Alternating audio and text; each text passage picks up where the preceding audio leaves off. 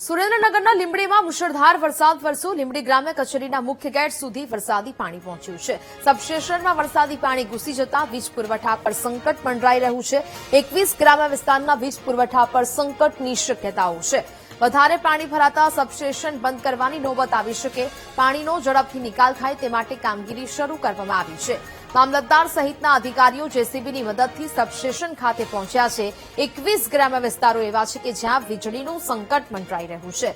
લીંબડીમાં મુશળધાર વરસાદ વરસ્યો છે, જેને કારણે આ પરિસ્થિતિનું નિર્માણ થતું જોવા મળી રહ્યું છે। પાણીનો ઝડપી નિકાલ થાય તે માટે કામગીરી શરૂ કરાઈ।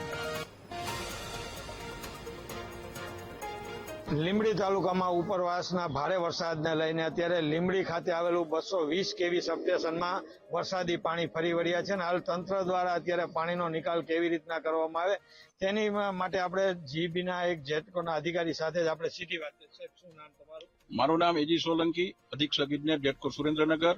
સાહેબ, અત્યારે પાણી ફરી વળ્યા છે, લીંબડી શહેર સહિત 21 જેટલા ગામડાઓને મુશ્કેલીનો સામનો કરવો પડે તેવું લાગી રહ્યું છે, શું કહેશો?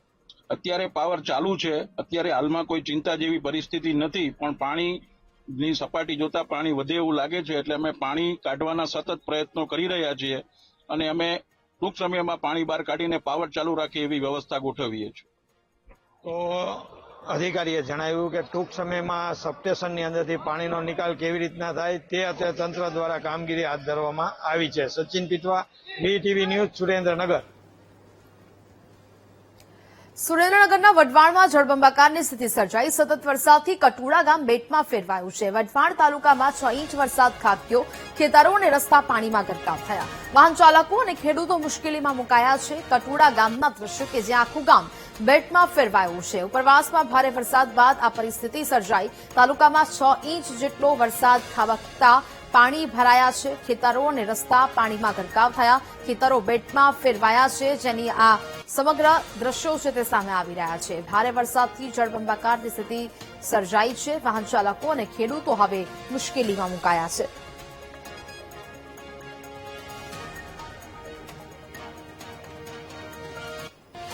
તો તાલુકામાં 6 ઇંચ જેટલો વરસાદ વરસેલો જોવા મળી રહ્યો છે। વાહન ચાલકો અને ખેડૂતો હાલ તો મુશ્કેલીમાં મુકાયા છે।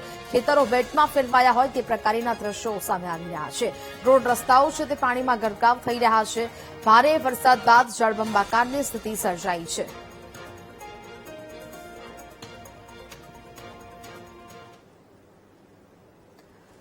સુરેન્દ્રનગરમાં પાણી વચ્ચે ફસાયેલા 3 લોકોનું રેસ્ક્યુ કરવામાં આવ્યું। વઢવાણ પોલીસ પ્રાંત અધિકારી અને મહાનગરપાલિકાની ટીમે રેસ્ક્યુ કર્યું છે।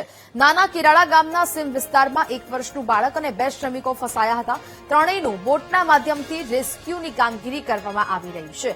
ભારે વરસાદ બાદ હવે રેસ્ક્યુની કામગીરી પણ શરૂ કરવામાં આવી છે। 3 લોકોનું રેસ્ક્યુ કરાયું હોવાનું સામે આવ્યું છે। સુરેન્દ્રનગરમાં ભારે વરસાદ બાદ આ પરિસ્થિતિનું નિર્માણ થયું છે। સંવાદદાતા સચિન ફોન લાઈન પર જોડાયા છે। સચિન, સુરેન્દ્રનગરમાં અવિરત વરસાદ બાદ હવે અનેક લોકો ફસાયા છે, રેસ્ક્યુ પણ શરૂ કરવામાં આવ્યું છે, શું સ્થિતિ હાલ?